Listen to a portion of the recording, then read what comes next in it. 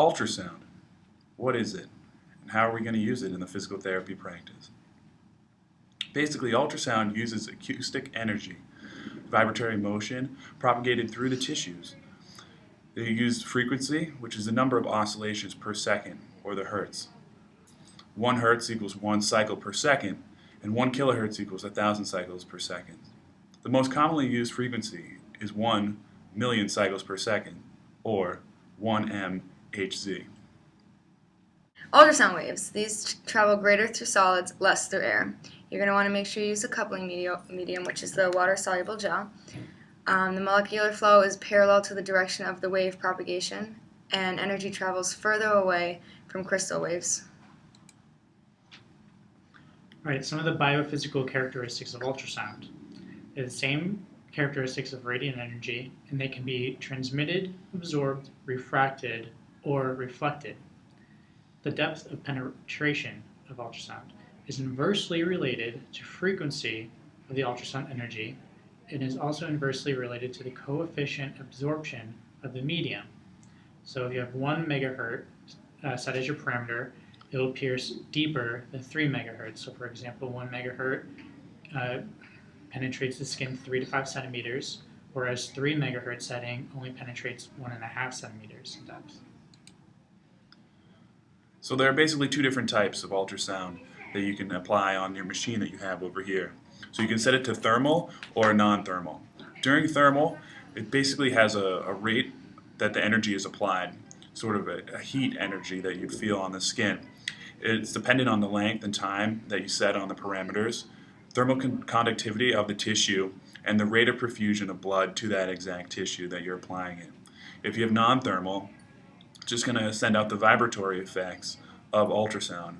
You'd use it for micromassage, to increase the membrane permeability, or for cavitation. Alright, for the indications, you can use this on joint and soft tissue contractures, DJD or RA, muscle injury, neuromas, reflex sympathetic dystrophy, plantar warts, open wounds, or chronic systemic peripheral disease. Some contraindications for ultrasound. If the patient has a cardiac pacemaker, is pregnant, has cancer, or thrombophlebitis, if they have a hemorrhage, an epiphysis, or if there's also X-ray or radiotherapy already in conjunction with your patient, then ultrasound is contraindicated. If they have cardiac disease, and ultrasound is not to be done over the eyes, spinal cord, or testes. What are some precautions? Unhealed fracture, primary repair of tendon or ligament, osteoporosis, or plastic or metal implants. So there's 2 different modes. It can be continuous or pulsed. Continuous, you're going to feel that thermal effect. And then you've got the dosage. You have the intensity, the frequency, and the size of the area. All right, so when thinking about your technique with the ultrasound, you have to think of the method of application, so if it's going to be the pulsed or the continuous, whether it's going to be direct contact, immersion as through water, or a bladder where you have a separate medium with the gel. So ultrasound in particular is soft tissue shortening. With these studies, ultrasound was used on actually having the muscle on a static stretch.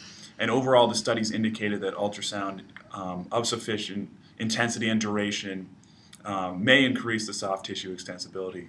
And these parameters that we'd be using would be a frequency of 1 to 3 megahertz, intensity of 1.0 to 2.5, and a duration of 5 to 10 minutes. Once again, the frequency determines the depth of the tissue perfusion. So you can use ultrasound for dermal ulcers. The purpose of this would be to accelerate the healing of the vascular and pressure ulcers. The treatment parameters for this would be a frequency of 3, the duty cycle of 20, so a pulsed, intensity from 0.8 to about 1.0, duration from 5 to 10 minutes, and you want to make sure you apply it to the peri-wound area. You can use the immersion technique or you could use the bladder technique. Tendon injuries. The purpose of ultrasound use on acute injuries in particular would be to increase membrane permeability, increase cell degranulation, increase histamine release, increased rate of protein synthesis by fibroblasts, and increased macrophage responsiveness. In the case of a chronic injury, ultrasound will accelerate metabolic rate, reduce muscle spasms and pain, alterate the alterations of nerve, conduction velocity, increase circulation, increase soft tissue extensibility. With an acute tendon injury, the treatment parameters will be as follows. You would have a frequency of 1 to 3 megahertz, a duty cycle of 20%. Your intensity will be set at 0.8 to 1.2 with a duration of 5 to 10 minutes. And you'll space the treatment over 12 different times over a 4 to 6 week time span. For chronic tendon injury treatment, you will set your frequency to 1 to 3 megahertz with a 100% duty cycle. The intensity will be 1.0 to 2.0 with a duration of 5 to 10 minutes. And again, your treatments will be spread out through 12 sessions through 4 to 6 weeks. Alright, you can also use ultrasound for bone fractures. There have been prior reports as fractures being a contraindication, but recent studies support a low-dose ultrasound for acceleration of the fracture healing. The suggested parameters for this would be a frequency of 1 to 1.5, a pulse duty cycle of 20%, and a duration of 15 to 20 minutes. Carpal tunnel syndrome. So studies do not support the usage of continuous ultrasound with carpal tunnel, but recent studies have shown that there is some use for pulsed ultrasound for carpal tunnel. The proposed mechanisms would be the anti-inflammatory effect that pulsed ultrasound has, and also the tissue stimulating effect. Suggested parameters for using for pulsed ultrasound on carpal tunnel would be a frequency of 1 megahertz with a duty cycle of 20%, an intensity of 1, and the treatment time will be 15 minutes.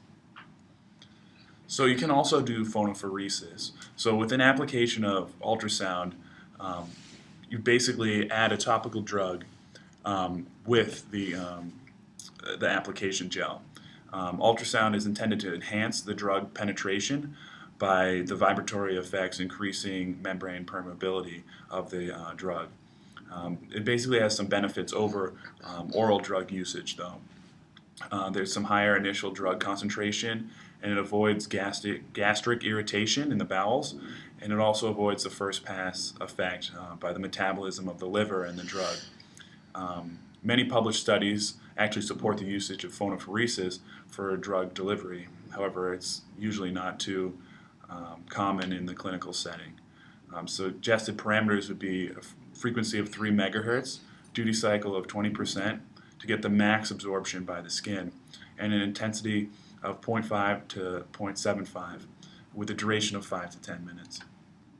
And now Ashley's going to demonstrate the proper application and setup process for ultrasound on Brendan. So the first thing you want to do is to make sure you turn the machine on.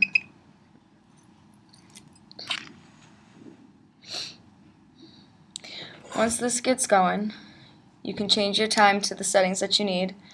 We'll set it up to 8. You can use a frequency, or an intensity, usually somewhere around 0.8 to 1.0. You can change, this button here will show you whether it's pulsed or continuous, 20, 50 continuous, and then finally you can change the frequency here, so you can have 1 or 3.3. Once you've decided what you want, you can go ahead and push the start button. You'll take the applicator with the gel and you can start your treatment. Once you're done, you want to make sure you push stop before you take the head off of the patient.